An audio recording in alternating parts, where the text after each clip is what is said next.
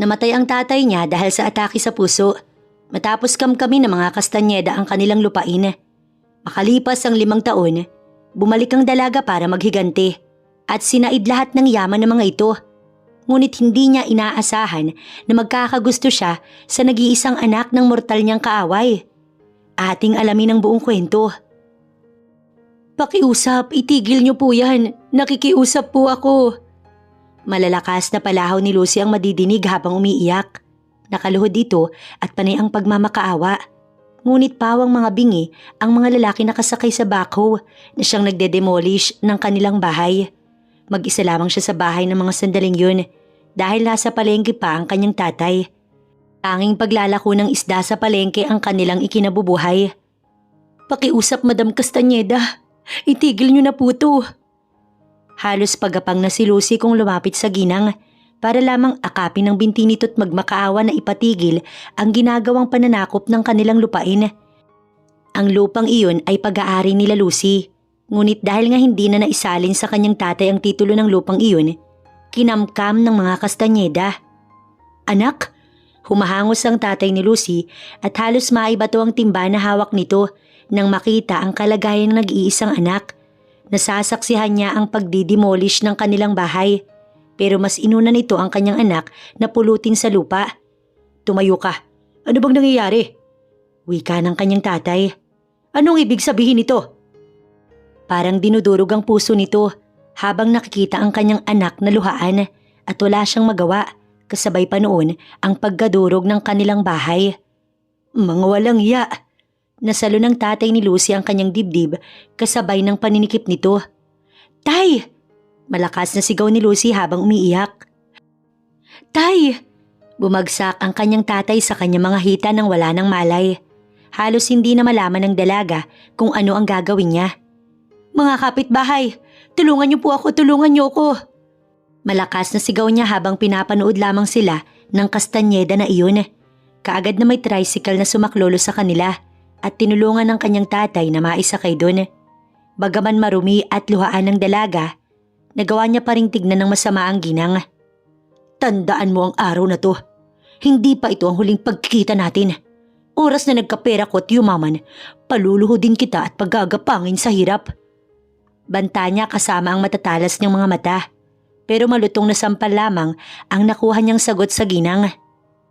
Pagdating sa hospital, taranta silang lahat. Mabilis naman na rumisponde ang mga doktor. Ngunit dead on arrival na itinalaga ang kanyang tatay. Naging napakasakit noon para kay Lucy. Nasa morgue siya at hindi alintana ang ibang bangkay na naroon.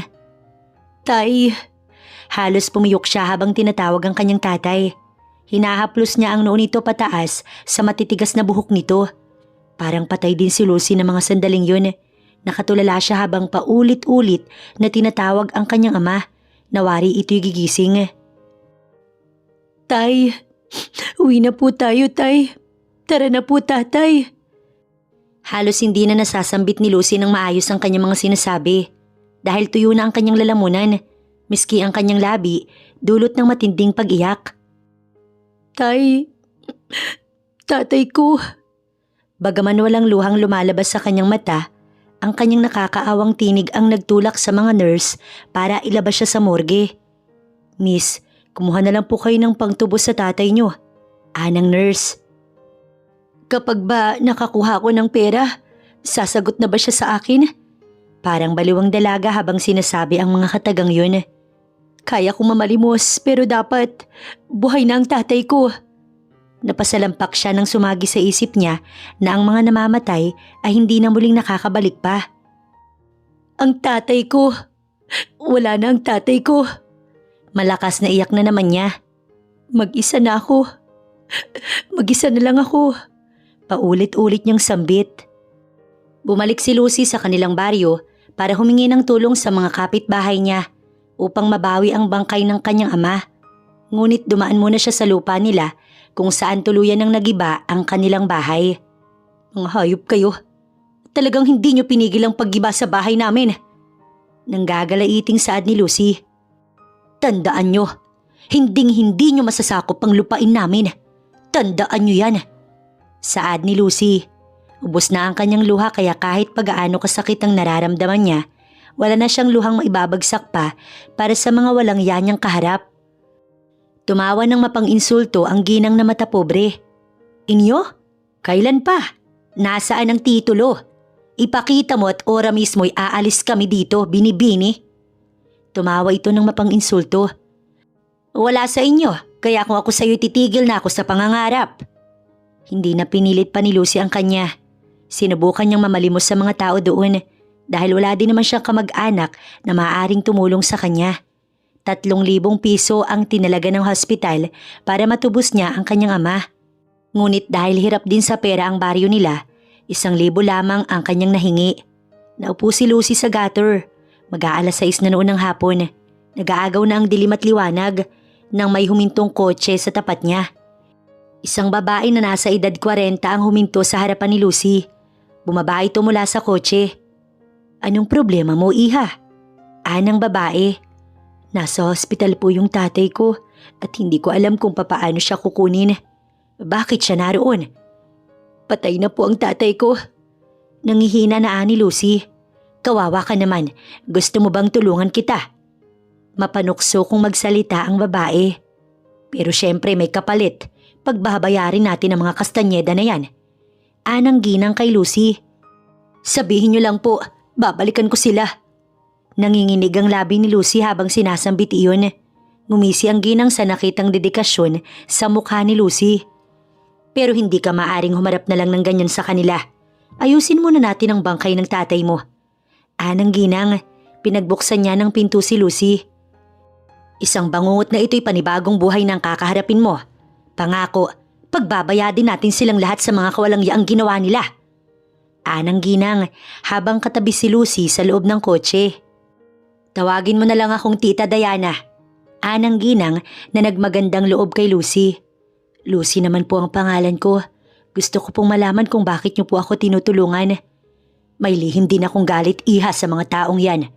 Pero masyado na akong maedad para gumanti sa mas masakit na paraan na alam ko. Wala pang ideya si Lucy kung ano ang pagganti na iniisip ng ginang dahil mas kailangan niyang unahin ang kanyang tatay. Inasikaso ng ginang na iyon ang bangkay ng tatay ni Lucy. Binigyan nila ito ng maayos na libing. Pasensya ka na, hindi natin pwedeng patagalin ang tatay mo. Ano na pong gagawin natin? Pupuntahan na po ba natin ang mga kastanyeda na yun para pagbayadin? Ani Lucy, pero ngumiti lang ang ginang tsaka tinapik ang kanyang balikat. Hindi pwedeng ganyan ka lang naharap sa kanila. Mababaliwala lang kung nag-aapura tayo. Gaganti tayo sa paraang alam ko. Pero sa tamang panahon, kailangan mo na kitang hubugin bago iharap sa kanila. Anang ginang, ano pong hubugin? Bagaman walang kaidi-idiya si Lucy sa nais ng ginang, para sa kanya ay maganda ang pakay nito. Malalaman mo din, anang ginang, pagkasakay nila sa kotse, naging tahimik ang kanilang biyahe. Hanggang sa makarating sila sa isang magarbong tahanan. Gate pa lang ng bahay na iyon, naghuhumiyaw na ang kayamanang taglay ng may-ari. Dinala si Lucy ng ginang sa malaki nitong bahay. Puno ng mga mamahaling paintings ang malaking bahay na iyon. At walang ibang makikita kundi ang makikintab na tiles at mamahaling kortina sa bawat bintana nito. Halatang sa 3 chandelier na magkakasunod na hindi maarok ng basta mayaman lamang ng halaga nun. Sa inyo po itong bahay? May paghanga na ni Lucy habang ginagala niya ang kanyang mata. Napakalawak noon at may mga kasambahay din na higit sa 10 na ngayon aligaga sa pag-aasikaso. Simula ngayon ay hindi na lang basta sa akin ito. Iyon na din. Nakangiting anang ginang. Naguguluhan si Lucy. Kahit siya hindi niya alam kung paano nga ba ang kabutihang nagawa niya para pagkalooban siya ng ganito ng Diyos. Bibihisan kita. Papakainin at pag-aaralin. Sa tamang panahon, ihaharap tayo sa kaaway natin para maghiganti sa kanila. Napaluha si Lucy dahil ang pagkupkup sa kanya ay sobra-sobra na. Paano pa kaya kung babaguhin pa nito ang kanyang katauhan? May anak silang lalaki at kailangan mo siyang mapaibig kung gusto mong makapaghiganti. Nung una hindi naintindihan ni Lucy ang nais iparating ng ginang, kaya naman nagtanong siya. Sa tingin niyo, paano ko siya paiibigin kung alam kong kinamumuhian ko siya? Saad ni Lucy, Sa kanyang isip kahit pakitunguhan niya ito ng kaplastikan, hindi niya magagawa dahil sa puot na kanyang nararamdaman. Pumalakpak ang ginang. Ngayon pa lang pakiramdam niya, magtatagumpay ang kanyang mga plano. Iyan mismo ang gusto kong marinig sa'yo. Dapat ay dala mo yan hanggang dulo para magtagumpay tayo. Walang kahinaan ng mga hayop na yun maliban sa kanilang anak. Kung masasaktan natin ang anak nila, wala silang maibabalik sa atin. Na mga sandaling yun, talagang tumanim sa isip ni Lucy ang gustong mangyari ng ginang. Ang ginang na iyon ay may malalim din na galit sa mga Kastanyeda dahil tulad ni Lucy ay nalagay din siya sa sitwasyon ng pareho sa dalaga. Kinamkam ng mga ito ang lupain nila pero ng mga panahon na yun, hindi pa sapat ang pera niya para gumanti. Akala niya nga magiging huli na ang lahat para sa kanya. Pero si Lucy ang susi sa lahat. Nang mga unang araw, nahirapan pa si Lucy dahil matinding adjustments ang ginawa niya. Bukod sa pag-aaral, ay mula sa paghawak ng kutsara at tinidor ay kanyang inaral. Hanggang sa lumipas ang 5 taon, nakapagtapos si Lucy sa Amerika at doon pa lang napakarami ng oportunidad ang lumalapit sa kanya. Pero tulad nga ng sabi ng tita Diana niya, umuwi muna siya. Dahil ito na din ang tamang oras na pinakahihintay nila. Ang balikan ng mga taong may atraso sa kanila. Lucy point of view. My God anak, ang ganda-ganda mo na. Sabik na ni tita tsaka ako ni Yakap. Totoo ang sinabi niya. Wala na yung Lucy na mukhang pulubi noon. Ano na pong plano natin? May balita na po ba tayo sa anak ng mga hayop na yun? Noong nakaraang linggo pa siya nakauwi dito. Hindi nalalayo sa iyo ang edad noon, kaya mas maganda ang oportunidad na ito lalo sa atin. Ni tita, sinabi niya sa akin ang mga dapat kong malaman. Nagpahinga lang ako at natulog ng ilang oras bago ko magpahatid sa bar kung saan naroon ang lalaking iyon. Kaya niyo na po ma'am? Ani Mang Oscar? Opo, kaya ko na po. Saad ko tsaka ako dumiretso papasok. Halata na pang exclusive lamang ng mga tao ang bar na ito. Hinanapan pa ako ng ID bago ko makapasok. Malayo sa tipikal na itsura ang lugar na to. May 2nd at 3rd floor para siguro sa mga kilalang tao. Naglakas loob akong umakyat pataas pero hinarang ako ng bouncer. Nasa listahan po ba kayo? Anya sa akin, tumaas ang aking kilay. Sinilip niya ang itim na notebook na hawak niya at inisa-isa ang mga pangalan doon. Nagkaroon din ako ng pagkakataon na makita yun at nasipat kaagad ng mata ko ang pangalan ni Riley Castañeda. Paano mapabilang dyan sa listahan mo? Tanong ko dito. Kailangan niyo pong mag-avail ng 10K card para makapasok. Okay, saad ko. Nagpasama pa ako kung saan yun bibilhin. Hanggang sa wakas, siya na ang nagiya sa akin papasok. Kaagad kong hinanap ang kinalalagyan ni Riley.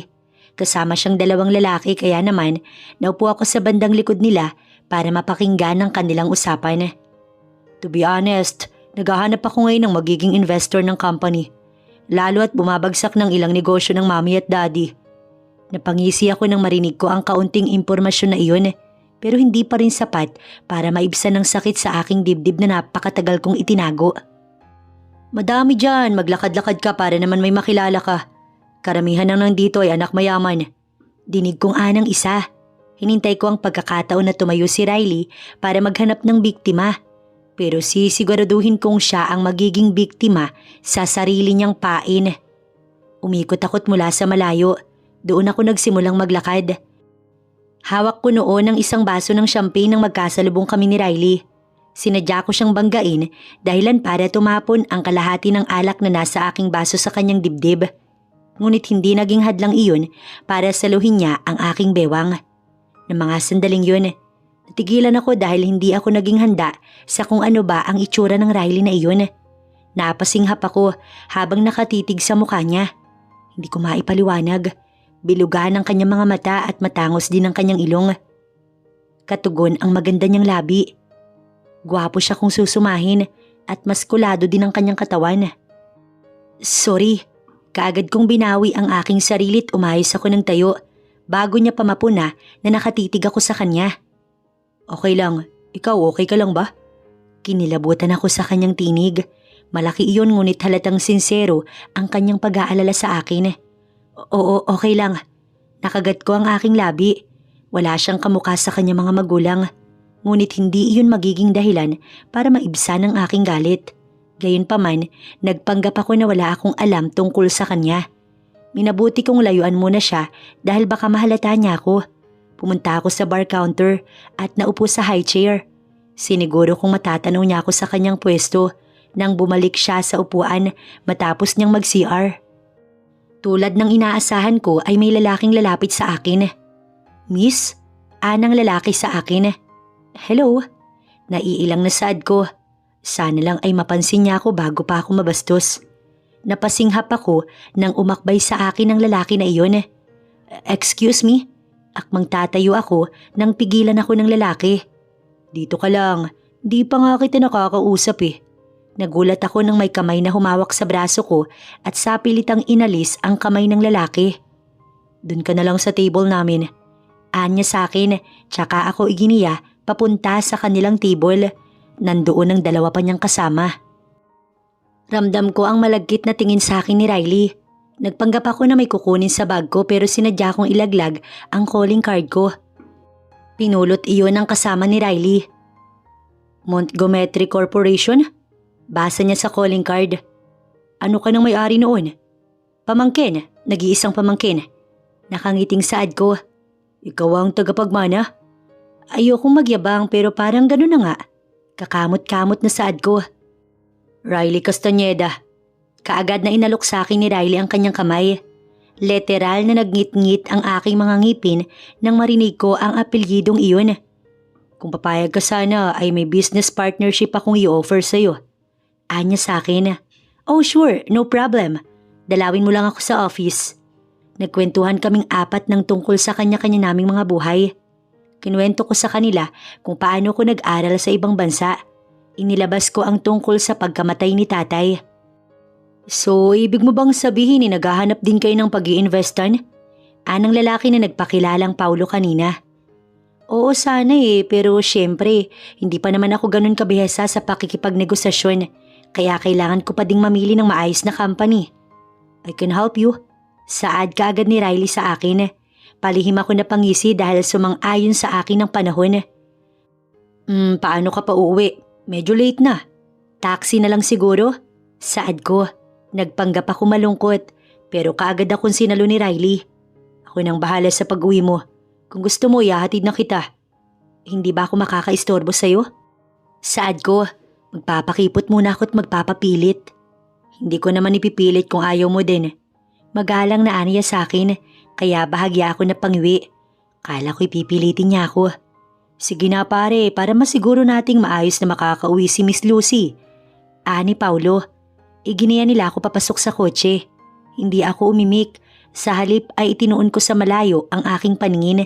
Dahil hindi ko makayanan na kasama ko ang anak na mga taong pumatay sa aking tatay. Huminto kami sa tapat ng bahay namin. Yan ang bahay niyo? Anya sa akin kaya tumango ako. Pinagbuksan niya ako ng pinto. Magkita tayo bukas. Mag-usap tayo tungkol sa business natin. Nakangiting saad ko tumango naman siya. Kamusta anak? Ani Tita Dayan na makauwi ako. Talagang inantay niya pa ako kahit 2:00 na ng madaling araw. Mag-i-invest po tayo sa kanila. Base sa mga kwentuhan nila ay kulang na sila sa puhunan. At yun ang gagawin nating alas sa kanila para makuha lahat ng kanilang ari-arian. Nakangising saad ko. Puno ng excitement habang iniisip ko ang pagmamakaawa nila sa paa ko. Kinaumagahan ay kaagad akong pumunta sa kumpanya ni Tita Dayan. Nasa hallway pa lang ako nang mamataan ko ang lalaking si Riley. Dala ang bouquet ng bulaklak. Oh, nagabala ka pa. Saad ko tsaka ako umiti. Tara sa loob. Sana pala sinama mo yung magulang mo para naman makilala ko sila. Hindi na. Medyo kagagaling lang din ni Mami sa sakit eh. Tumango ako ng tumango pero sa isip ko nagdiriwang ako. Tara sa loob. Pagpasok namin sa opisina ni Tita Dayan, doon ako naupo. Nilabas ko kaagad ang kontrata na siyang pipirmahan namin. Ano yan? Anya sa akin. Alam kong hindi mo naman ako sasamantalahin kaya pipirma na din ako bilang investor nyo. Pero syempre dapat kayo din para naman makasiguro ko. Hindi ka na magtatanong kung ano ang kailangan? Anya sa akin kaya umiling ako. Ang goal lang naman namin ay makuha ang lahat ng ari-arian nila. Hindi ko alam kung paano ka pasasalamatan. Sa totoo lang, sobrang nalugi kami lalo na't nalulong din si Daddy sa sugal. Magaan ang loob ko sa'yo, kaya hindi mo na kailangan pang magpasalamat. Saad ko, nasa coffee shop kami. Nga pala, nasa ng magulang mo? Bakit si Tita Dayan ang kasama mo sa bahay? Parang nagpantig ang aking tenga. Naikuyom ko ang aking kamay mula sa ilalim ng mesa. Gusto kong isumbat sa kanya na dahil sa magulang niya, kaya nawala ang tatay ko. Maaga silang namatay. Ang mami ko namatay sa panganganak sa akin.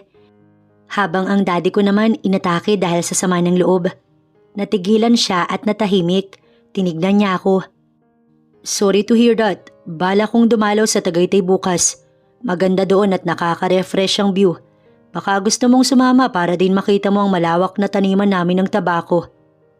Gustong gusto ko siyang tanungin kung isa din ba yun sa ninakaw ng magulang niya sa ibang tao. Pero pinigil ko ang aking sarili. Pwede din naman. Tatango-tango na saad ko. Natigil ko ang paghigop ko ng kape nang makita ko ang mariin na pagtitig sa akin ni Riley. Bakit? Parang namumukaan kita. Binalot ako ng kaba. Napakurap ako pero maya-maya bigla siyang tumawa. Sino? Nauutal na tanong ko. Kamukha mo yung magiging girlfriend ko soon. Malakas na tawang aniya kaya napaikot ang aking mga mata. Hindi ko inaasahan na ganoon pala ang banat niya. Ang ganda mo lalo kapag naiinis. Naging busy si Tita Dayan kaya kailangan ako mismo ang gumalaw para sa paghahanda naming ito.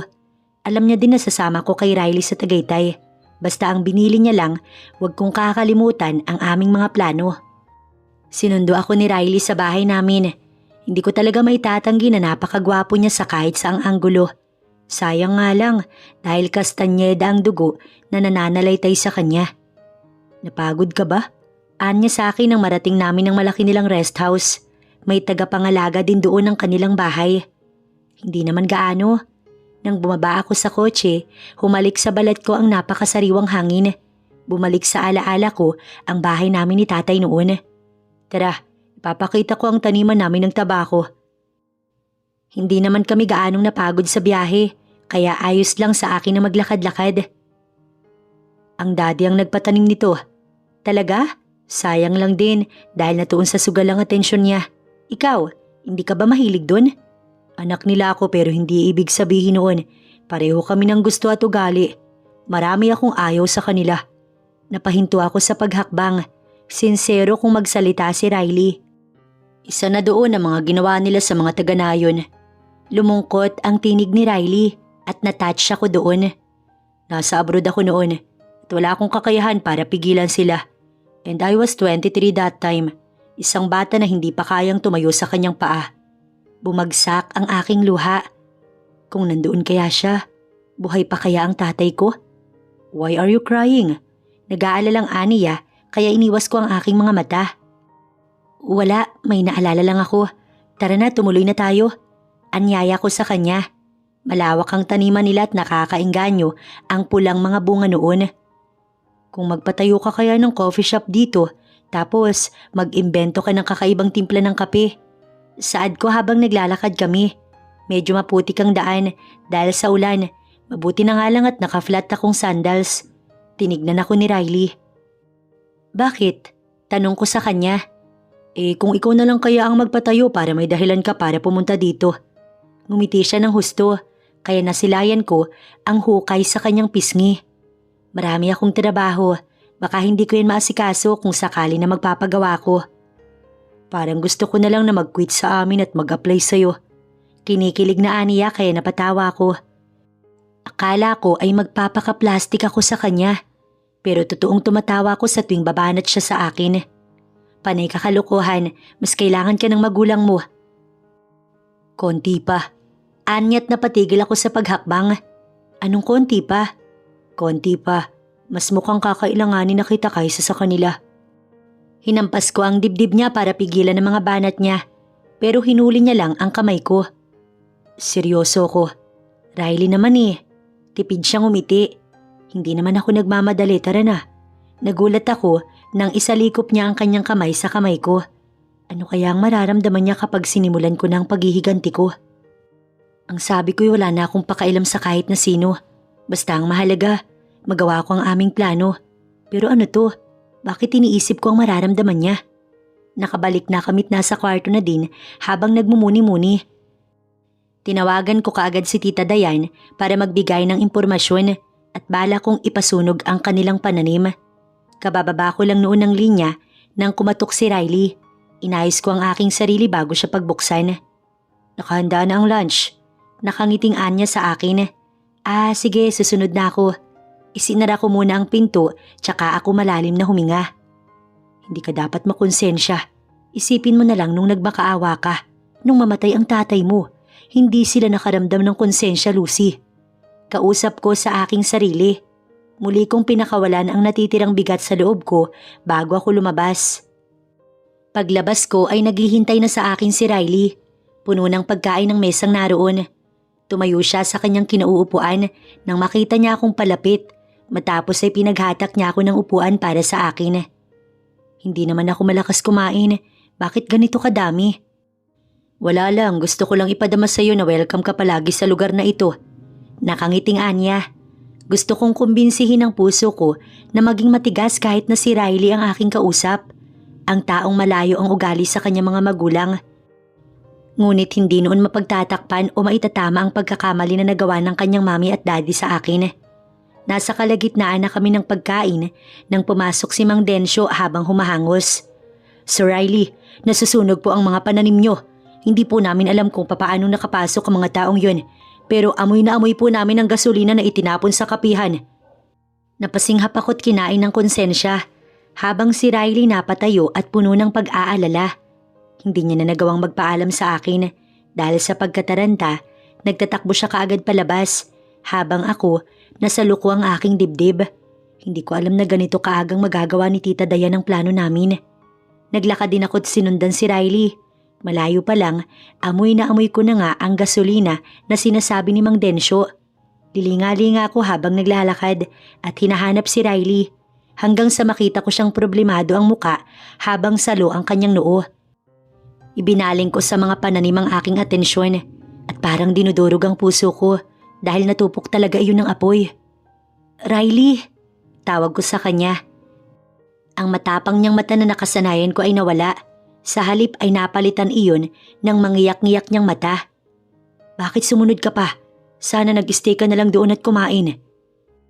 Alam kong ganoon kabigat ang dinadala niya, pero nagawa niya pa rin umiti sa akin at maging pure. Mas inalala niya pa ang gutom ko kaysa sa kanilang pananim. Bumalik ka na doon at kumain. Huwag kang mag-alala, magiging okay din to. Lalo akong kinain ng guilty ko nang umiti siya sa akin. Dadalawa lang kaming nandito dahil hanggang ngayon ay tumutulong pa rin si Mang Densyo para patayin ang apoy. Lumakad ako palapit kay Riley, tsaka ako tumingkayad. Isinukpit ko sa balikat niya ang aking kamay, tsaka ako siya hinila para yakapin. I know you're not okay. Saad ko habang hinahaplos ang likod niya. Nandito ko, sasamahan kita. Malungkot na saad ko. Ito lang kasi yung inaasahan ko para wag kaming mabaon sa utang. Kaya lang, nasa butahe pa. Tumawa siya pero alam kong naroon ang pait. Hindi ko din sila masisisi. Sa dami ng galit kay mami at daddy, hindi ko nakilala kung sino-sino sila. At hindi ko na alam kung saan ako kakapit, Lucy. At hindi mo din ako pwedeng kapitan dahil magkaaway tayo. Malungkot kong naibulong sa aking isip. Tanging ang pagyakap lamang ang kaya kong gawin sa'yo, Riley. Nang mga sandaling yun, alam kong totoo ang nararamdaman kong awa para kay Riley. Napakamalas niya dahil ang kinamumuhian ko pang mga tao ay ang naging mga magulang niya. Kinahaponan ay bumalik ako sa aking kwarto para tawagan si Tita Dayan. Hindi ko pinahalata sa kanya ang lungkot sa aking dibdib dahil sa aming nagawa, isa itong tagumpay kong maituturing sa kampo namin. Deserve nila. Magpakahirap silang lahat. Malakas na tumawa si Tita Dayan. Papatayin ko na po ang linya, baka pumasok na si Riley. Pagsisinungaling ko para lamang wag marinig ang malakas niyang pagtawa. Nawalan ako ng gana para kumain ng hapunan. Hindi din naman ako kinatok ni Riley, kaya hindi na rin ako lumabas. 10:00 pasado noon ng gabi nang makaramdam ako ng uhaw. Siguro nga ay dahil hindi ako naghapunan. Pagbaba ko sa kusina, inabutan ko siyang umiinom ng alak. Halatang problemado. Hindi ko siya pinansin dahil baka lasing na siya. Sa halip ay dumiretso ako sa ref para kumuha ng tubig. Bakit gising ka pa? Anang malaking tinig niya sa akin. Mukhang nadinig niya ang pagbukas ko. Nauhaw lang ako. Ikaw, bakit gising ka pa din? Pinilit kong wag siyang lingunin. Nagpapaantok lang ako. Hindi kasi ako dalawin ng antok eh. Hindi na ako sumagot pagkatapos kong uminom. Ibinalik ko na ulit ang pitcher sa ref. Nang maramdaman ko ang kamay niya na humawak sa aking pulsuhan. Pwede bang dito ka muna? Nang mga sandaling yun, bumilis ang tibok ng aking puso. Feeling ko, ikaw lang ang magpapakalma sa akin eh. Riley, nang lingunin ko siya, nagtama ang aming mga mata. Mapungay iyon at mababakas talagang matinding lungkot. Nagbuntong hininga ako tsaka ako naupo sa tabi niya. May bakanting upuan kasi doon. Pakiramdam ko pinagtataksilan ko ang aking sarili at ngayon pa lang nagsisisi na ako. Hinawakan ni Riley ang aking kamay at hindi niya iyon binitiwan. Pinapanood ko lang ang bawat paglunok niya ng alak. Naniniwala ka ba sa love at first sight? Kinabahan ako sa tanong niyang yun, lalo na nang mag-angat siya ng tingin sa akin. Umiling ako para sagutin ang tanong niya. Bakit mo na itanong? Yun ang eksaktong naramdaman ko nang makita kita. May halong kilig niyang sabi. Akala ko dati, kahibangan lang yun. Not until I felt in when the first time I saw you. Napabitaw ako sa kanyang kamay, kasabay ng pagtayo dahil hindi tama ang kanyang nararamdaman. Riley, pumunta ako dito para sa business, hindi ba? Para ipakita mo sa akin ang iba niyong properties, hindi para magtapat ng nararamdaman mo. Yun ang nararamdaman ko eh. Riley, may kinakaharap ka ngayong problema. Huwag kang selfish. Tumalima ako't akmang papasok sa kwarto ko paakyat pero pinigil ni Riley ang aking braso. Dito ka lang. Makakayanan ko lahat kapag nandito ka. Masyado pang maaga para maramdaman mo yan. Giit ko nang harapin ko siya. Pero kakaunting distansya na lang pala ang namamagitan sa mukha namin. Akmang lalayo pa sana ako. Ngunit huli na nang mabilis niyang hulihin ang aking mga labi. Naging maingat ang kanyang paggalaw. Para bang iniiwasan niyang mabastos ako. At naramdaman ko ang kanyang paggalang sa bawat halik na binibitiwan niya sa akin. Kumukontra ang aking isipan na hindi dapat ito nangyayari. Ngunit ang aking puso, pinagtataksila ng aking sarili. Inakala ko na napipigil ko. Ngunit sa ilang segundo ay natutong tumugon ng aking labi. Hanggang sa ipaubaya ko sa kanya ang lahat ng walang pagkontra. Ipinulupot ko ang aking dalawang kamay sa kanyang batok habang siya naman inaalalayan ng aking bewang para hindi ako bumagsak. Matagal, hindi ko alam kung ilang minuto kaming nagpapalitan ng halik. Hanggang sa bumaba ang kanyang labi sa aking panga pababa sa aking leeg na ikinapikit ko ng husto. Ang isang kamay ko'y tinutulak siya para pigilan. Ngunit iba ang isinisigaw ng aking puso. Puros pagpapaubaya ang nais. Hinuli ni Riley ang aking kamay para tumigil ako sa pagtulak sa kanya. I want you. Bulong niya sa aking tenga. Hindi ko alam kung ano ba ang want na kanyang sinasabi.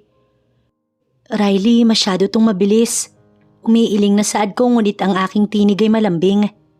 Hindi naman binabase sa bilis o tagal ang pagmamahal. Kusang tumibok ang puso ko. Hindi kita sasaktan. Malambing na aniya din sa akin. Pero masasaktan kita. Tumulo ang aking luha sa kadahilanang hindi ko alam. Alam kong hindi ko pa mahal si Riley. Ngunit ang pag-iisip na balang araw ay masasaktan ko siya. Kumikirot ang aking puso. Ngayon pa lang, ihanda ko na ang sarili ko pero paulit-ulit pa din kitang tatanggapin. Anya sa akin pero umiling ako. Nasasabi mo lang yan dahil wala pa tayo sa sitwasyon na yun. Please, Riley, pigilan mo ang sarili mo. Hindi tayo ang para sa isa't isa. Nagtagpo lang tayo para maging magkaibigan pansamantala. Huwag mong kontrahin ang tadhana. Akmang sasagot pa sana ako, ngunit hindi ko na nagawa nang muli niya na namang angkinin ang aking mga labi. Ngunit sa pagkakataong iyon ay mas mainit. Ang mga labi niya ay naging mapaghanap. Bagay na nagustuhan din ng aking katawan. Nalasahan ko ang alak na ininom niya at pakiramdam ko nahawa din ako sa kalasingan niya dahil hindi ko na alam kung ano ang mga pinaggagawa ko. Naisang tabi ko ang galit at paghihiganti na matagal nang nakatanim sa aking puso. Sinabi ko ng maskulado si Riley, kaya naman ganun na lang kadali sa kanya na naisampa ako sa minibar na naroon. Anong balak mo? Mapungay ang mata na saad ko. Nababaliw na ako. Just let me. Yun lang ang sinagot niya. Nakatitig lang kami sa isa't isa habang ang kamay ni Riley ay siyang nag-aalis ng aking mga sagabal. Wala pa siyang ginagawa, ngunit habol ko na ang aking paghinga. Riley, stop please. Saad ko pero parang bingi siya nang umpisahan niya nang gawin ang bagay na iyon sa akin. Riley, please. Kahit magmakaawa ka, hindi pa din ako titigil. Birhen ka pa ba? Namimilog ang mga mata na Anya. Maya-maya'y ngumisi habang kumikislap ang mga mata. Napasigaw siya ng malakas habang nakangisi. Yumuko siya at hinagka ng aking noo. Hindi ako makasagot dahil sa sakit na nararamdaman ko. Tanging pagkapit lamang sa kanya mga braso ang aking nagawa. Hindi ko naman masisisi sa kanya lahat dahil kahit tumatanggi ako, alam kong kita niya sa aking muka na lahat ng ginawa niya ay nagustuhan ko. Hinang-hina ako nang matapos kami. Naramdaman ko ang aking pag-angat sa mesa ng minibar na iyon. Kinarga ako ni Riley papasok sa aking kwarto. Magpahinga ka sandali. Kapag kaya mo na, tsaka ka na lang mag-shower. Paglabas ni Riley ay napaluha ako. Halo-halo ang aking nararamdaman. Desidido pa din ako na gumanti sa mga magulang niya. Ngunit paano ang puso ni Riley? Paano ang nararamdaman niya? Alam kong una pa lang, ito na ang misyon ko. Pero hindi ko na alam kung makakaya ko pa bang makitang masaktan si Riley nang dahil sa akin. Nasaluko ang aking dibdib. Nagtatalo ang puso at ang aking isipan. Kinapa ko ang aking sarili.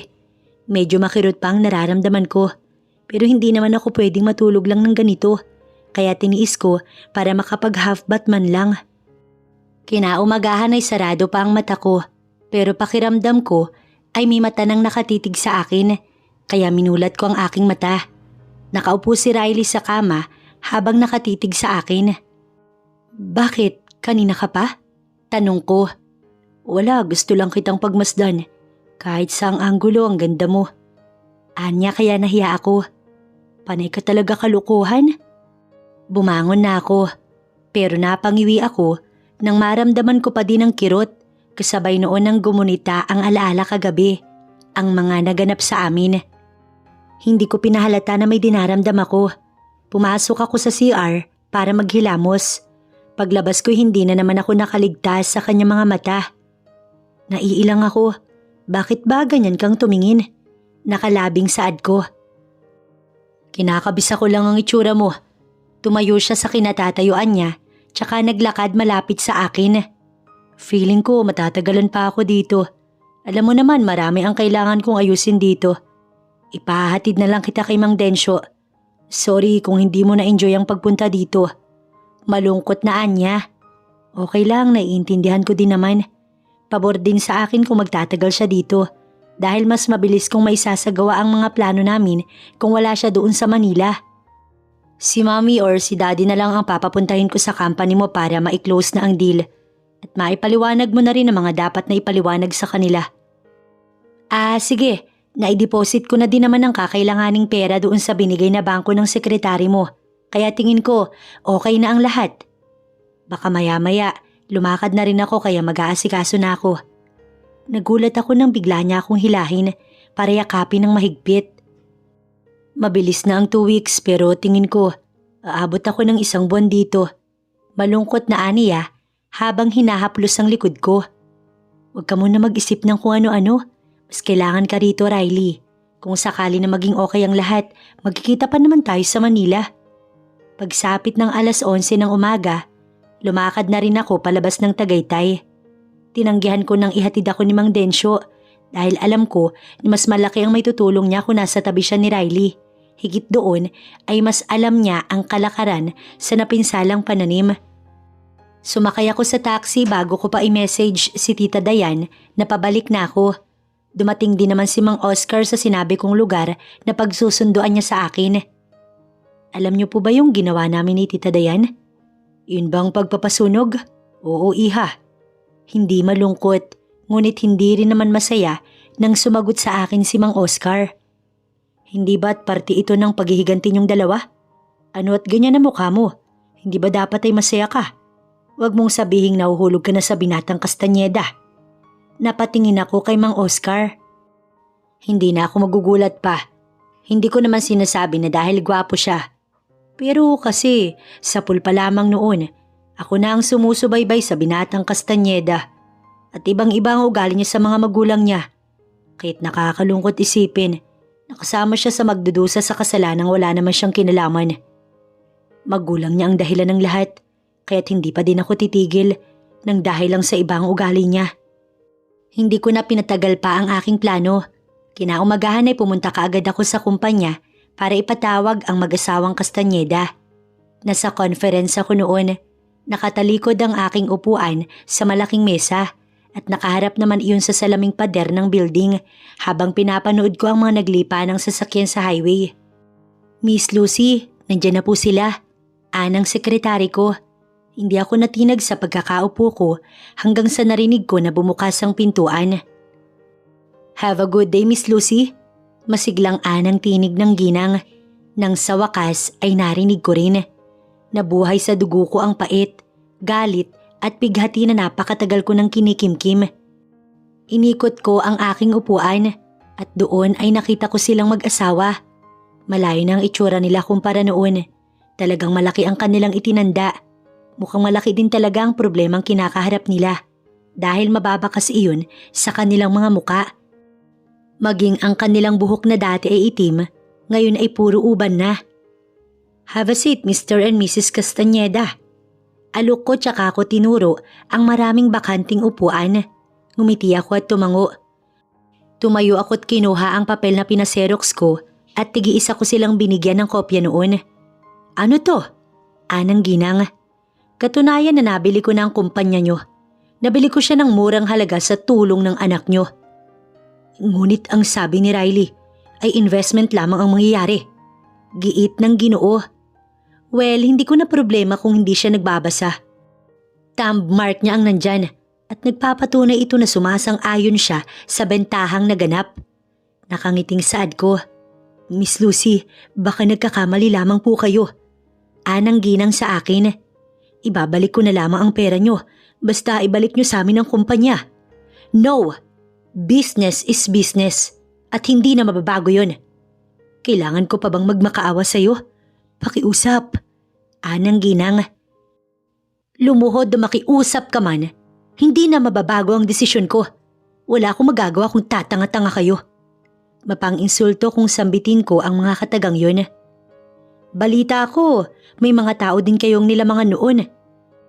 Nakiusap din sila at nagmakaawa sa inyo. Pero para kayo mga pipi at bingi. Kaya naman pinababa ako dito ng Diyos para parusahan kayo. At ako ang magsisilbing karma sa buhay na kinamkam nyo noon. Kinuha ko ang panibagong papel mula sa aking mesa at binigyan ko muli sila ng tig-isang kopya. Natatandaan nyo ba kung sino ang babaeng yan? Natigilan sila ng sabay, tsaka ako nilingon. Nakita ko kaagad ang panginginig ng kamay nila, pati na ng kanilang mga labi. Pinagpalitan nila ng tingin ang mukha ko at ang mukha ng babaeng naroon sa papel. Nakikilala nyo ba? Ikaw? Tumayo ang ginang ng padarag. Bumalik ka para maghiganti, ganun ba? No, hindi ako bumalik para maghiganti. Bumalik ako para bawiin ang akin. Ipaparanas ko sa inyo kung paano gipitin ng walang kalaban-laban. Matagal na yon, kaya dapat nang kalimutan. Sigaw sa akin ng ginang. Nagulat ako sa pagdating ni Tita Dayan. Kasabay noon nang hablutin niya ang nanay ni Riley sa balikat at sampalin ng napakalakas. Matagal na nga, pero yung sakit na iniwan nyo, nandito pa rin sa dibdib namin. Sigaw ni Tita Dayan. Mga sakim kayo, kaya marapat lang na magdusa kayo. Hindi pa sapat ang sunog na nangyari sa Tagaytay. Ihahabla ko kayo, sisiguruhin kong mabubulok kayo sa kulungan. Anang ginang sa amin. Sige lang, Kastanyeda, pero sisiguruduhin ko din na mauuna kayo. Ibinato ni Tita Dayan sa mukha nila ang madaming pictures na panggigipit nila sa mga tao. Alam niyo ba kung bakit hindi ko nilalapit sa korte ang lahat ng yan? Dahil gusto kong maramdaman niyo ang paghihiganti namin. At hindi matatapos yun kung makukulong lang kayo. Kaya ihanda niyo ang sarili niyo dahil nagsisimula pa lang kami. Wika ni Tita Dayan, tsaka niya ako hinila palabas sa conference na iyon. Wala nang matitira sa kanila. Maniwala ka sa akin. Ani Tita Dayan, ang companies, properties at pera nila sa bangko'y ubos na. Yung sa Tagaytay, yung kapihan na inaasikaso ni Riley ang aking tinutukoy. Nabili ko na din. Masyadong na-damage siyang pananim, kaya naman sa murang halaga lang yun mabibili. Siguro'y napansin ni Tita Dayan na hindi ako masaya sa kanyang mga sinabi. Don't tell me na magiging malambot ka dahil sa Riley na yon. Madami pa tayong gagawin, kaya ihanda mo ang sarili mo. Anya pa sa akin tsaka ako tinalikuran. Naibagsak ko ang aking sarili sa upuan tsaka ako napabuntong hininga. Sana lang ay huwag kaagad malaman ni Riley ang tungkol dito. Napalinga ako sa pinto nang pumasok ang daddy ni Riley. Iha, alam kong kayang-kaya mong gawan ng paraan ng lahat. Kaya pakiusap, huwag mo naman kaming ganituhin. Sarado ang isip ko sa kahit anong pakiusap nyo, kaya lumabas na kayo. Saad ko tsaka ako nilayo ang paningin ko sa kanya. Ipinikit ko ang aking mga mata nang maalala kung paano kaming nagmamakaawa ni tatay sa kanila.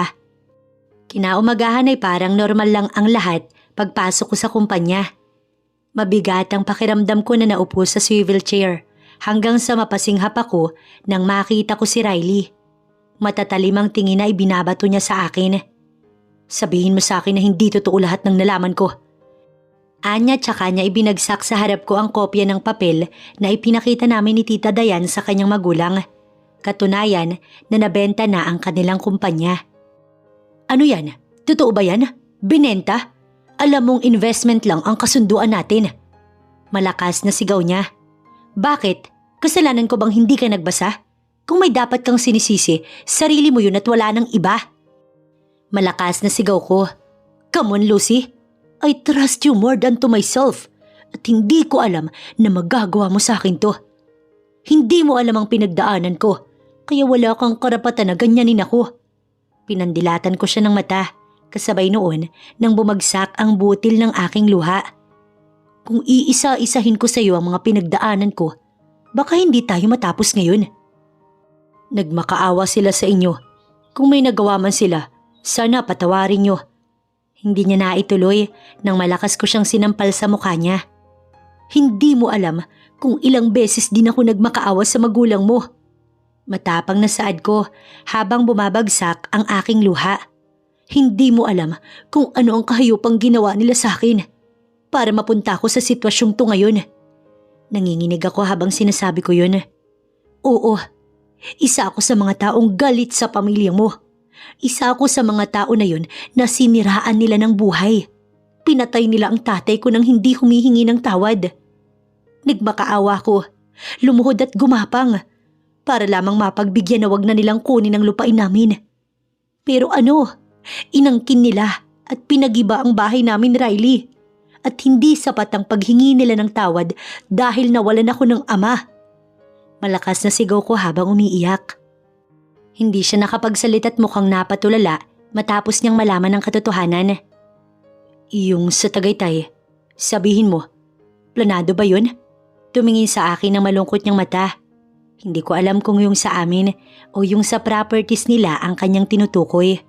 Sabihin mo, yung mga pinakita mo't pinaramdam, lahat ba yun arte lang? Masakit kung bitiwan niya ang salita kahit wala pa akong sinasabi. Isa lang ang goal ko, Riley.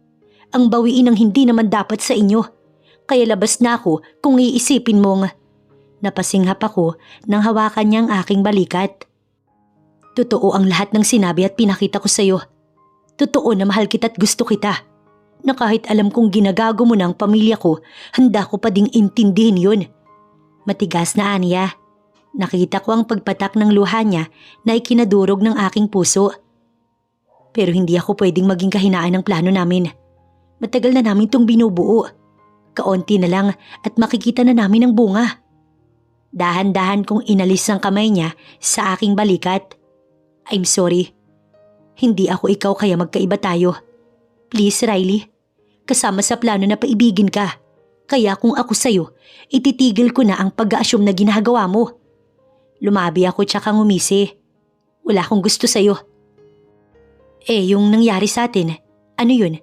Planado din ba yun? Oo. Sinungaling. Naramdaman ko ang feelings mo noon, kaya hindi mo ko pwedeng pagtaguan. Alam kong gusto mo din ako dahil nararamdaman ko. Di magaling pala talaga akong umarte. Sorry Riley pero scripted lang ang lahat. Wala akong damdamin para sa'yo kaya umalis ka na. Umalis ka na kung ayaw mong ipatawag ko ang gwardiya na siyang kakaladkad sa'yo. Pananakot ko sa kanya. Nadinig ko na lang na bumukas ang pinto. Bumalot ang katahimikan sa opisina ko at doon ko napagtanto na wala na nga si Riley. Nasaluko ang aking dibdib at napaupo ako sa sarili kong paanan. Hindi totoo lahat ng aking sinabi. May damdamin ako kay Riley at hindi ko maitatanggi yun. Pero kung hindi ko siya palalayuin sa akin, ay baka ako pa mismo ang sumira sa plano namin ni Tita Dayan. Mas maiging mawala siya sa landas ko at ituring niya rin akong kaaway para mas mapadali sa akin ang lahat. I'm sorry Riley. Ayokong saktan ka. Pero yun ang tamang gawin para kamuhian ako. Pinahid ko ang luha sa aking pisngi tsaka ako pinulot ang aking sarili sa sahig. Nandito na ito't hindi na maibabalik pa. Wala akong ibang pamimilian kundi tanggapin na lamang. Riley point of view. Pakiramdam ko'y paulit-ulit na nag-e-echo sa isip ko ang mga sinabi ni Lucy na hindi niya talaga ako gusto. Hawak ko ang manibela ng kotse habang iniisa-isa ang mga nangyari sa amin. Yung pagko-comfort niya, lahat ba yun wala? Pati yung virginity niya, ano yun? Damn Riley, ang tanga-tanga mo. Kinagagalitan ko ang aking sarili. Sa halip na maisalba ko ang buhay ko, heto't mas pinalala ko pa. Pag uwi ko sa bahay, ay problemado si Mami at Daddy. Nagdatingan na din kasi ang bills namin kahit ang mga pinagkakautangan ni Mami na jewelries. Anak, anong balita? May pagbabago ba? Sabik na lumapit sa akin si Mami. Tinignan ko siya at napuno ako ng awa para sa kanya. Wala. Biglang lumungkot ang kanyang tinig. Tumalima siya at bumalik sa pagkakaupo niya. Alam mo, kasalanan mo tong lahat. Maya-maya ay sigaw ni Daddy. Itinapon niya ang mga papel na hawak na karamihan ay bills talaga. Ngunit iisa lamang ang umagaw ng aking atensyon. Yung death threat na nakita ko mula sa pasugalan na pinagkakautangan ni Daddy. Bakit ako? Anong ginawa ko? Kung hindi mo ninais na kamkami ng mga lupa noon, sana hindi tayo ganito. Sana pinapatay mo na lang silang lahat para walang Lucy na nag-e-exist ngayon. Sigaw ni Daddy pero malakas na sampal ang inabot niya kay Mami. Bakit? Gano'n na ba kadumi ang kamay ko? Nanggagalaiting ani Mami. Bakit hindi ba? Tama na. Please tama na. Malakas na sigaw ko na nagpatigil sa kanila. Buong buhay ko, naniwala ako na lahat ng effort at sakripisyo nyo ay para sa akin. Kasi na-appreciate ko yun. Pero totoo pala talaga yung mga pinaggagawa nyo. Paano nyo nakakayanang matulog sa malambot na kama? Kumain ng masasarap. Gayong may mga tao kayong tinatapakan habang kumakalamang sikmura at walang masilungan. Bumagsak ang aking luha. Anak, hayaan mong ipaliwanag ko sa iyo ang lahat. Ani Mami, tsaka hinawakan ng braso ko pero hinawi ko yun. Ano pang ipapaliwanag nyo? Gayong hirap na ako. Pati ako, naapektuhan ng kasalanan yung wala naman akong kinalaman. Riley anak, naiintindihan kita kung magagalit ka sa akin. Umiiyak na ani Mami habang nagsusumamo sa akin. Hindi nyo ko maiintindihan. Pera at properties lang ang nawala sa inyo. Habang ako, kasama ang puso ko Mami. Bumagsak ng tuluyan ng aking luha. Yung babaeng sinasabi ko sa inyo. Yung excited kong ikwento palagi. Siya si Lucy Mami. Anak, ramdam ko ang awa sa mga mata at tinig niya. Pero huli na. Hindi niya na ako maisasalba sa lungkot na nararamdaman ko ngayon. Akala ko'y kaya kong kausapin si Lucy, Pero matapos kong malaman lahat ng pinagdaanan niya sa kamay ng magulang ko, para bang nahiya ko. Hindi ko alam kung papaano siya kakausapin o haharapin man lang. Bagsak ang balikat kong naglakad papasok sa aking kwarto. Hindi naman ito ang unang beses na nagmahal ako. Pero bakit pakiramdam ko? Mamamatay na ako. Binagsak ko ang sarili ko sa kama at hinayaan ng aking sarili hanggang sa maramdaman ko ang pagpatak ng aking luha sa aking mga mata. Dinamak ko ang kirot at sakit. Pakiramdam ko'y dinudurog ang puso ko habang sinasabi ni Lucy ang pagmamakaawa niya sa aking magulang. Siguro kaya niya nasabi na hindi kami bagay dahil dito. Hindi ko alam ang kwento kaya hindi ko siya maintindihan. Pero alam kong totoo lahat ng nararamdaman niya sa akin. Anak, anak, buksan mo ito. Marahan, ngunit sunod-sunod na pagkatok mula sa labas ang nadinig ko. Si Mami iyon. Anak, please, buksan mo na ito. Ilang araw ka nang hindi kumakain. Anya pa, pero mabibigat ang katawan ko. Kahit siguro tumayo hindi ko magagawa dahil pakiramdam ko, tinakasan ako ng buong lakas ko. Mahal, Diyos ko, sirain mo na to. Ang anak ko. Hindi ko kayang mawala ng anak. Hindi ko alam kung bakit humahagulgol si Mami. Hanggang sa narinig ko na lang ang malakas na pagdabog ng pinto ng aking kwarto. Nasilaw ako sa liwanag na dulot noon. Diyos ko anak, napakapayat mo na. Ano bang ginagawa mo sa buhay mo? Dinamba ako ni Mami at inihiga sa kanyang kandungan. Pakiramdam ko'y manhid ang buong katawan ko. Bakit pa kayo pumasok dito? Huwag niyo na akong intindihin, okay lang ako. Unahin niyo na lang yung mga dapat niyong unahin. Anak, huwag kang magsalita ng ganyan. Kasalanan namin ng daddy mo lahat. Tara na sa labas at kumain ka na pakiusap. Tinignan ko ang kaawa-awang mukha ni Mami. Hindi na siya sing sosyal noon at pumayat na din. Kung dati ay mga ginto ang nakapalamuti sa mga pulsuhan, kamay at maging sa buhok, ngayon ay wala na. Ma'am, masakit pa din. Pumiyok ang aking tinig. Pakiramdam ko ay nawala ang inis at galit na nararamdaman ko kay Mami at napalitan iyon ng pagiging komportable. Ibulong mo anak kay Mami. Makikinig ako. Papakinggan ko lahat ng hinanakit mo. Hindi na magiging selfish ang Mami. Umiiyak na Anya. Lahat ng gusto mong sabihin ay papakinggan ni Mami. Parang bata kung kausapin niya ako at sobra akong natouch. Pakiramdam ko'y ngayon lang ako nagkaroon ng nanay sa tanang buhay. Hinila ko siya palapit sa akin, tsaka ako siya niyakap ng mahigpit. At gano'n na lang kabilis na bumuhos ang aking mga luha hanggang sa maging hagulgol. Mami, yung sakit nandito pa din. Hindi ko alam kung paano ko siya kakalimutan. Hindi ko alam kung paano ko siya paliliwanagan. Galit siya sa atin at malabo na matanggap niya ako. Malabo na patawarin niya ako. Time is the greatest teller. Hindi mo masasabi sa ngayon dahil sariwa pa ang lahat. Pero alam ko, dadating ang panahon mapapatawad ka niya. At kung saswertihin na maiintay mo siya, sigurado kung magiging kayo rin. Alam kong malabo ang sinasabi ni Mami, pero hayaan kong lokohin ko ang aking sarili at maniwala na lang doon. Halika na anak, kumain ka na sa baba. Ani Mami, marahan akong tumango. Inalalayan nila ako ni Daddy palabas ng kwarto. Bahagya ako nagulat dahil halos wala na kaming gamit. Pinahata ko ng iba nating gamit para makabawas ng utang. Ani Mami, naglakad kami sa baba hanggang sa makita ko ang refleksyon ko sa salamin na malaki na talaga ang pinayat ko. Kara mga anak ang tawag dito. Mapait nang umisi si Mami. Ang dinanas ng mga taong pahirapan ko noon ngayon, dinadanas ko na din. Naawa ako kay Mami. Yayakapin ko na sana siya, kaya lang umikot ang paningin ko hanggang sa magdilim yun. Anak! Anak ko! Sunod-sunod na palahaw ni Mami. Pero kahit pilitin kong idilat ang aking mata, hindi ko na magawa hanggang sa balutin ako ng panghihina. Lucy, point of view. Pumunta ako sa puntod ni tatay. Tay, okay na po ang lahat. Kausap ko sa lapida niya habang hinahaplos ko yun. Pasensya na po kung ngayon ko lang kayo nadalaw. Madami po kasi akong pinagkakaabalahan.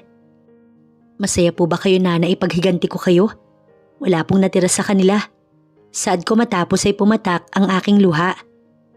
Kapalit ang aking puso.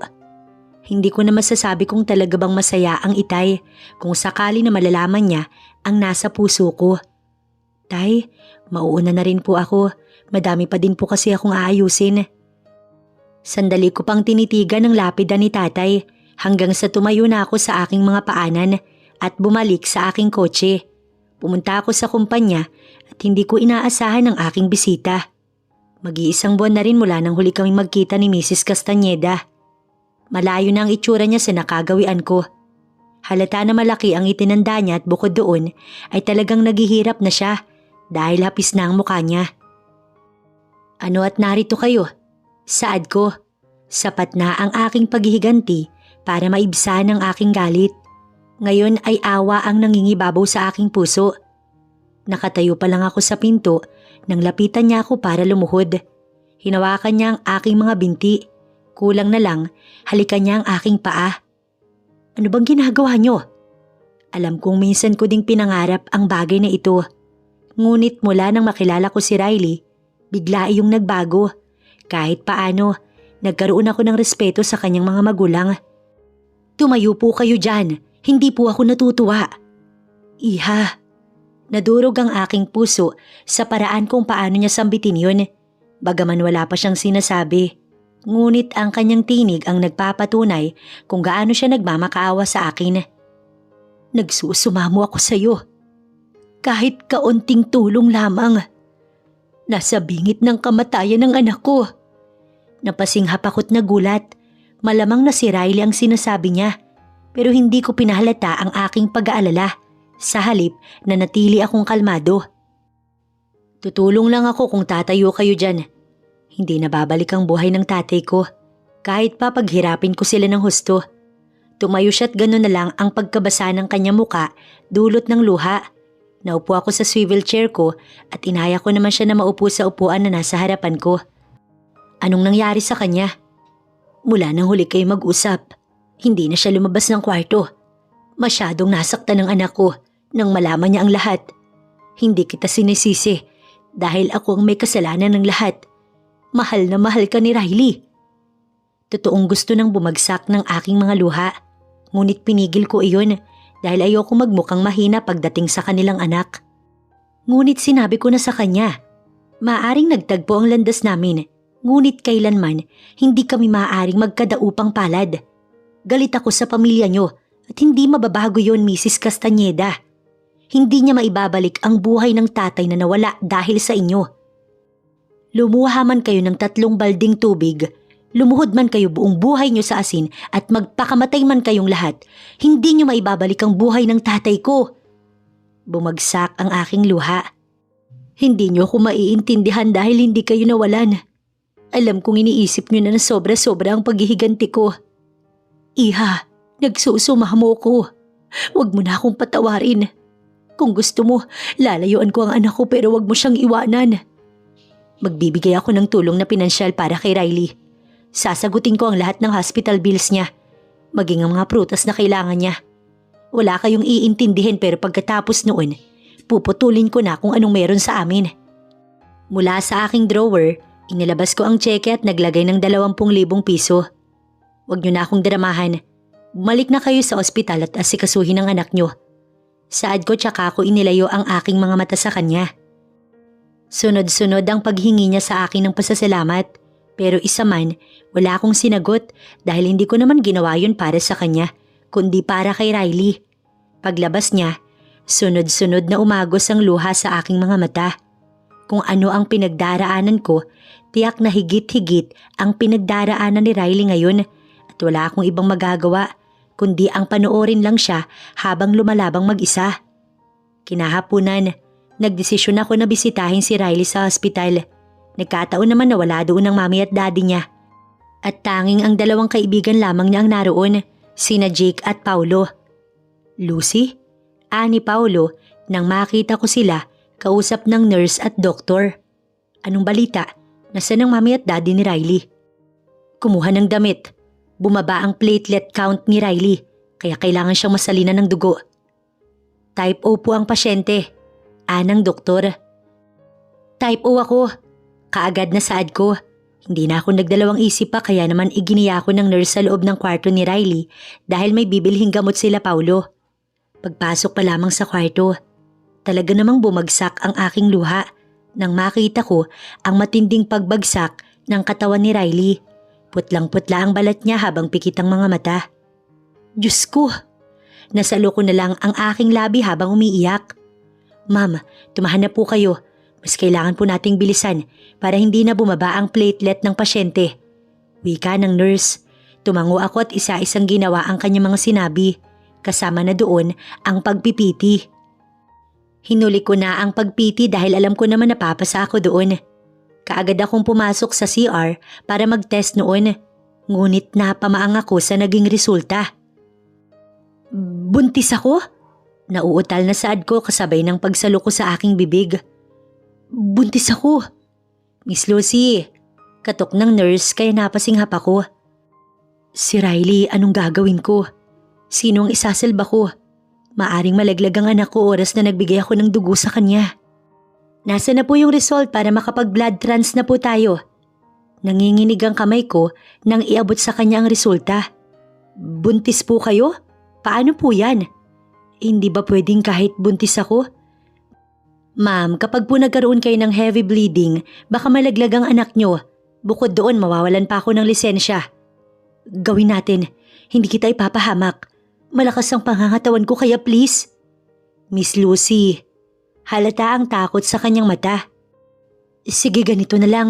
Ihanap mo ko sa hospital na ito ng dugo na magmamatch kay Riley. Malaki ang ibabayad ko. Desperada ng saad ko. Tumango naman siya at pumayag. Lumabas siya, kaya naibalik ko kay Riley ang aking atensyon. Naglakad ako palapit sa kanya, tsaka ako naupo sa harapan niya. Pinagmasdan ko ang payat niyang muka, tsaka ako kinuha ang kamay niya at hinagkan iyon. Ano bang ginawa mo sa sarili mo? Bakit kailangan mo tong gawin? Pwede kang magalit sa akin o kamuhian ako pero sana hindi mo pinarusahan ng ganito ang sarili mo. Napatigil ako sa pag-iyak nang maramdaman kong gumalaw ang kamay ni Riley. Riley? Ultimo ang pagtulo ng luha ko ay aking napigil hanggang sa dahan-dahan siyang magmulat ng kanyang mata at sumalubong sa akin na mamasama-masa yun. Lucy? Bagaman pabulong, narinig iyon ultimo ng aking puso. Tumulo ang mumunting luha sa kanyang mata at ganun din ako. Sa tuwa ay nayakap ko siya ng mahigpit. You're here. Nag-alala ka ba sa akin? Malat ang kanyang tinig. Oo, pinuntahan kita agad nung nalaman ko ang lahat ng nangyari sa'yo. Sana ganito na lang palagi ang sitwasyon ko para hindi mo ko iwan. Riley, hindi maaari ang sinasabi mo. Maging matatag ka para sa sarili mo. Wika ako sa kanya pero umiling siya. Tatatag lang ako kung kasama kita. Please, Lucy, stay with me. I can't promise to stay. I'm broke into pieces. Huwag kang selfish, Riley. I'm still not okay. Pabulong na saad ko habang nakatitig sa kanya. Gusto kong sabihin na mahal ko siya pero hindi pwede. Dahil lalo akong mahihirapang umalis. Maya-maya, dumating ang nurse na inutusan ko, dala ang magandang balita na may nakuha silang 2 donor para sa dugo ni Riley. Saan ka pupunta? Aniya sa akin tsaka niya hinawakan ng aking pulsuhan. Gagawin ang blood trans sa'yo. Sa labas lang ako. Pag okay ka na, papasok ako ulit, okay? Saad ko kay Riley. Promise? Anya, habang hindi pa din binibitiwan ng aking pulsuhan. Oo, pangako babalik ako. Bumagsak ang luha sa aking mata dahil alam ko sa sarili ko na ito na ang huli naming pagkikita. Nung nakaraang araw ko pa iniisip na umalis ng bansa. Total at nagawa ko na rin naman ang paghihiganting nais ko. Sa idin ng lahat ng kayamanan ng Castañeda at paluhod din sa aking mga paa. Pero hindi ko na-visualize na kasama si Riley dadanas ng hirap dahil kahit minsan, hindi rin naman sumagi sa isipan ko na magkakagusto ko sa kanya. Bukod pa roon, napahawak ako sa tiyan ko. Ang bata na nasa sinapupunan ko, hindi kami maaaring magsama ni Riley dahil pagkakamali na magsama ang mortal na magkaaway. Masakit ang katotohanan.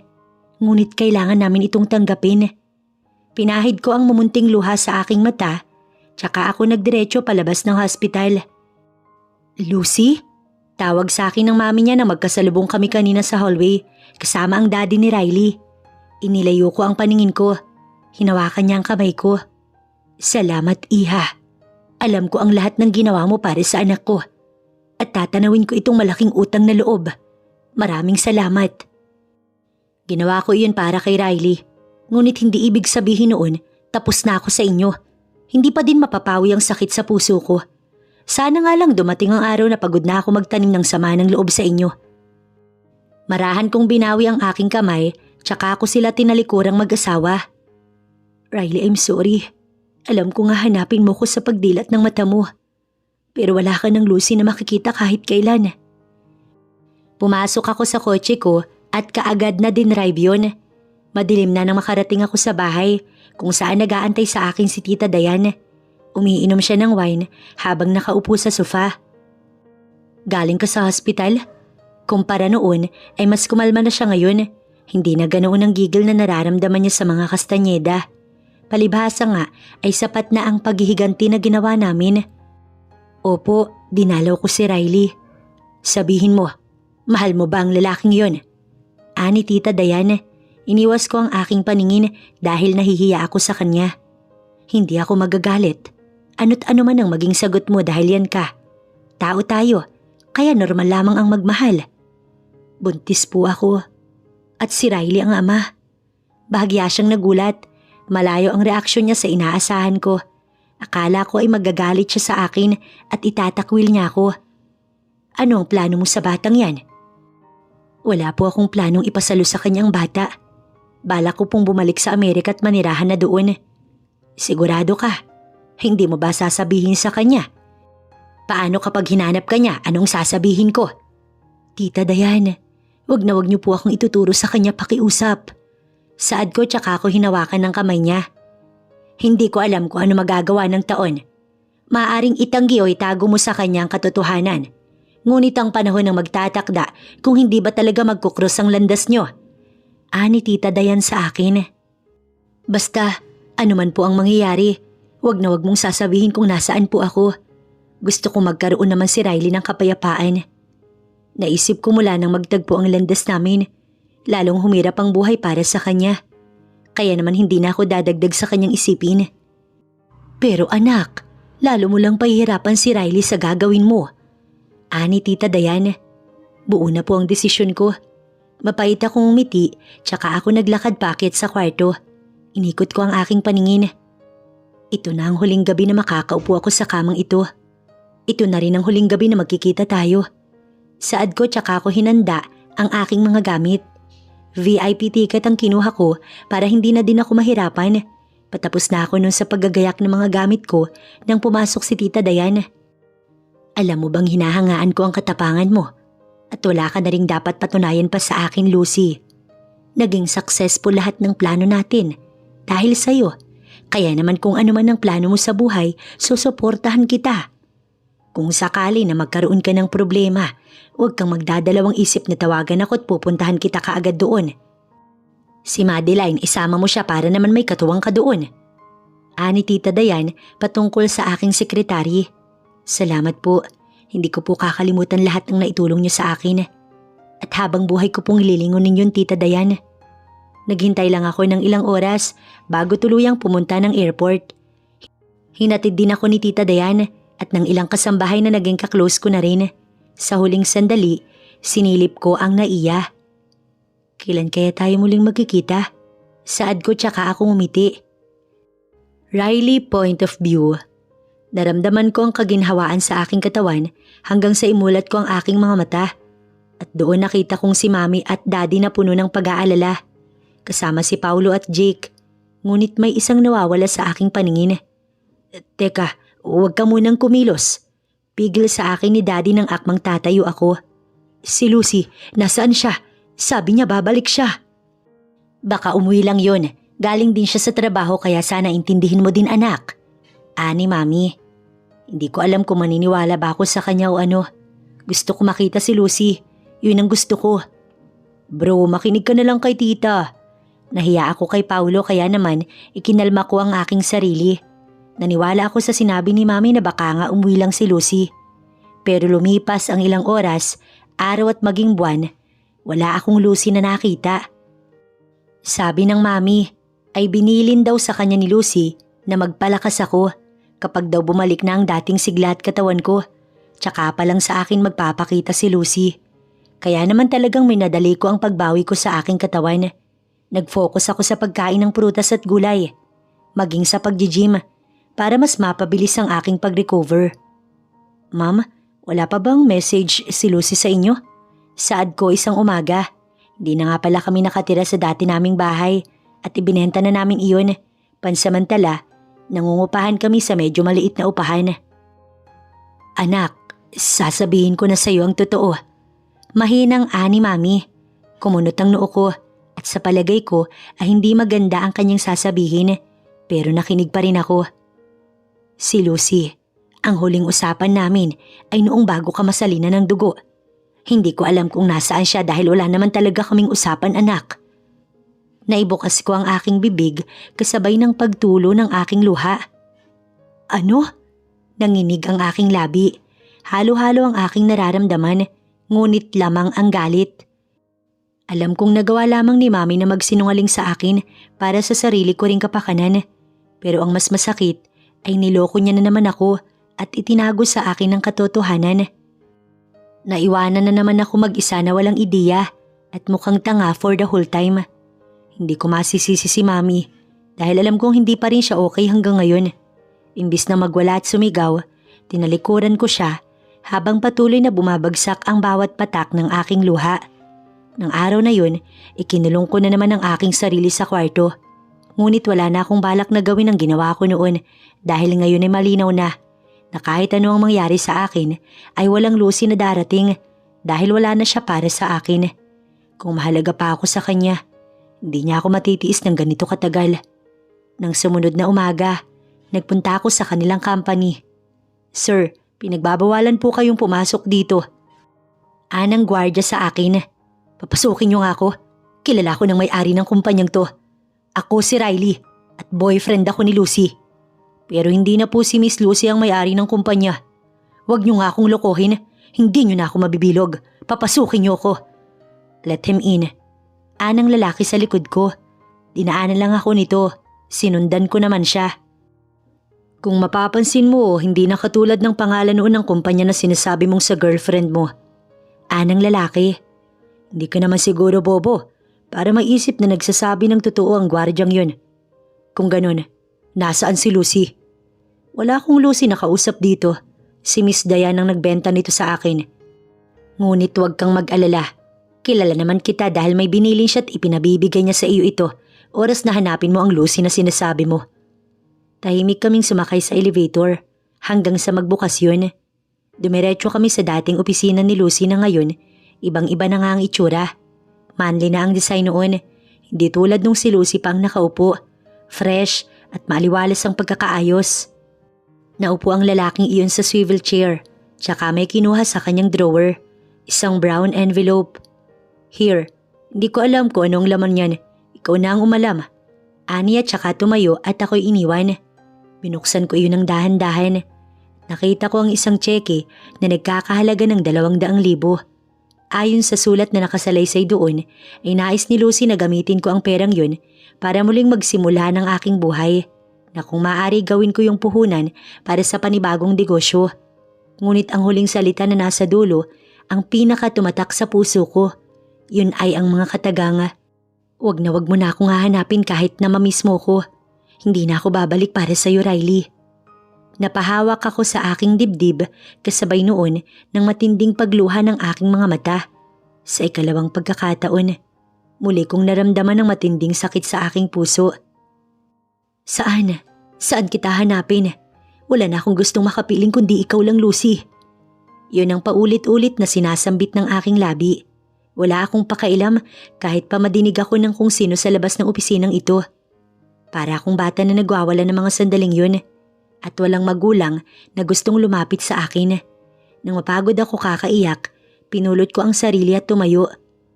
Pinahid ko ang aking luha at inayos ang aking pananamit. Dinala ko ang brown envelope na iyon palabas ng opisina.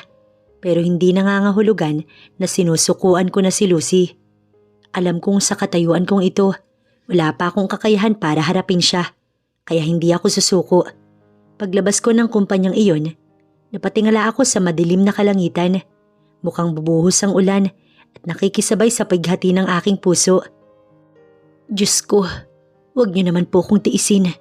Nais kong makasama ang babaeng yun hanggang sa dulo ng aking buhay. Huwag niyo pong gawing huli ang lahat para sa amin. Bago ko maayos ang aking buhay. Saad ko habang umiiyak.